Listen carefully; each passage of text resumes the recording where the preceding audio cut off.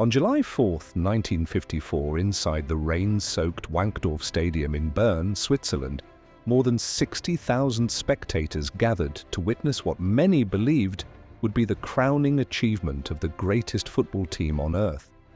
Hungary's legendary mighty Magyars had gone unbeaten for 4 years, revolutionized the sport, and crushed West Germany 8-3 earlier in the tournament. The World Cup final was expected to be a celebration, not a contest. But 90 minutes later, the impossible had happened. One of the greatest underdog victories in sporting history had unfolded before the world's eyes. It would forever be remembered as the Miracle of Bern. To understand why this result stunned the world, you first have to understand just how extraordinary Hungary had become. Led by the brilliant Ferenc Puskás, the mighty Magyars weren't simply winning matches, they were changing football forever. Their players constantly swapped positions, attacked with breathtaking speed, and moved the ball with a level of intelligence that few opponents could understand.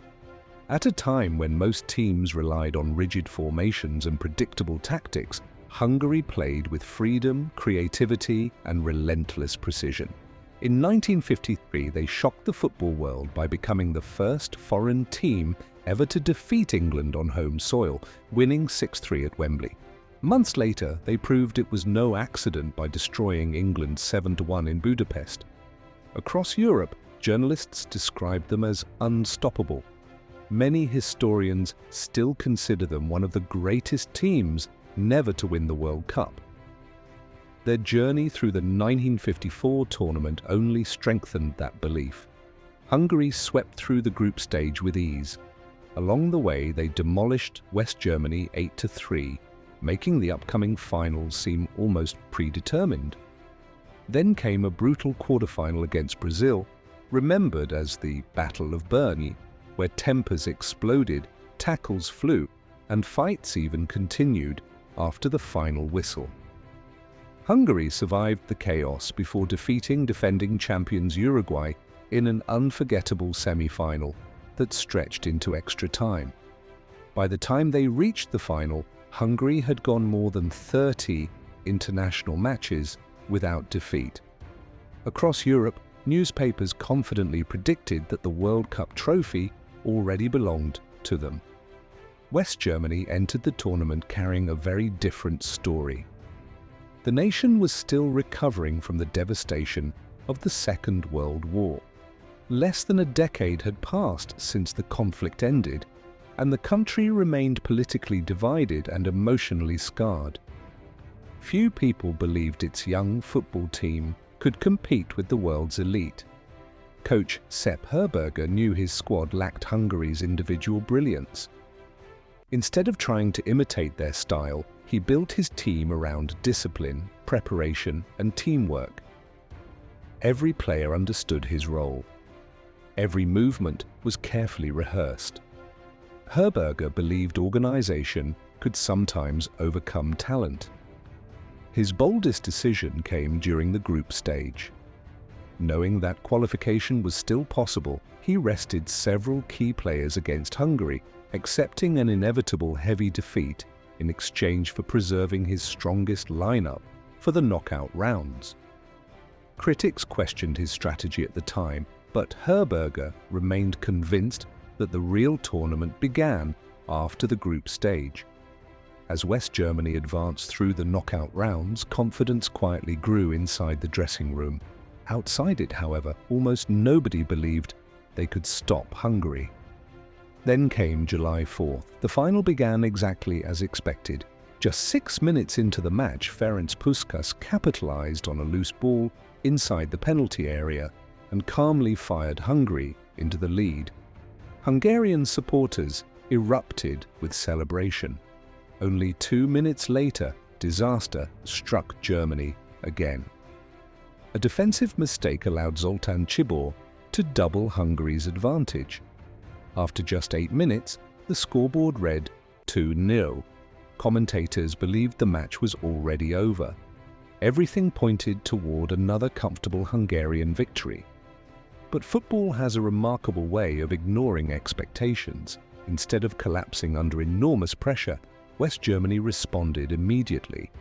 Only minutes after conceding the second goal, Max Morlock found space inside the Hungarian defence and calmly finished past the goalkeeper. Suddenly, Germany had hope. Before Hungary could regain control, Helmut Rahn struck again. His powerful shot beat goalkeeper Gyula Grosics and levelled the score at 2-2. In barely 10 astonishing minutes, the impossible had happened. The invincible favourites suddenly looked vulnerable. The rest of the match became a battle of endurance. Heavy rain continued to pour onto the pitch, turning the grass slick and unpredictable.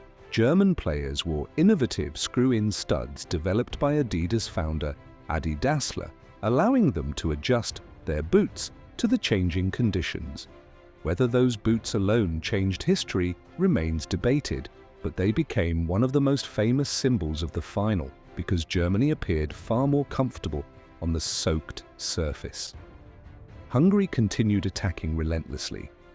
Despite carrying an injury suffered earlier in the tournament, Puskás orchestrated wave after wave of dangerous attacks. Time after time, Germany looked moments away from conceding. Standing in their way was goalkeeper Toni Turek.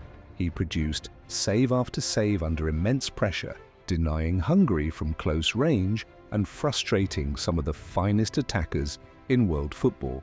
Every stop lifted German belief while increasing Hungarian desperation. As the clock ticked down, tension filled every corner of the stadium. Then came the moment that changed football history. In the 84th minute, Helmut Rahn received the ball just outside Hungary's penalty area. He shifted it onto his favoured left foot, spotted a narrow gap between two defenders, and fired a low shot toward the far corner. The ball rolled past the goalkeeper. West Germany led 3-2.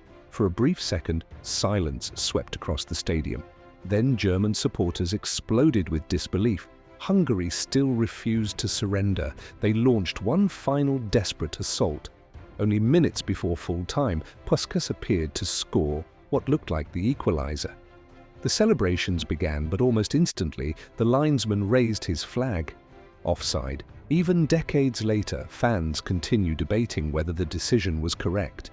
Seconds afterward, the referee blew the final whistle. Against every prediction, West Germany had defeated the greatest team in the world. For Hungary, the defeat became one of football's greatest heartbreaks.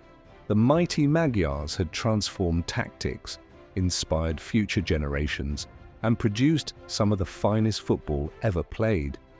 Yet despite all their brilliance, they never lifted the World Cup trophy. Their influence would live on through modern football, but the prize they seemed destined to win slipped away forever.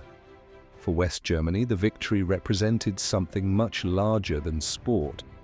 Less than 10 years after the Second World War, the triumph became a powerful symbol of hope, resilience, and national renewal. Historians often describe the Miracle of Bern as a turning point in post-war German identity, giving millions of people renewed confidence that their country could once again earn respect on the world stage, not through military strength or political power, but through unity, determination, and perseverance. Today, the 1954 World Cup Final remains one of the greatest sporting stories ever told. Not simply because an underdog defeated the favourite, not because tactics overcame talent, but because it reminded the world that history is never guaranteed. The strongest team does not always win. The greatest champions can be beaten. And on one rainy afternoon in Bern, belief proved stronger than reputation, creating a miracle that continues to inspire athletes, dreamers, and football fans more than 70 years later.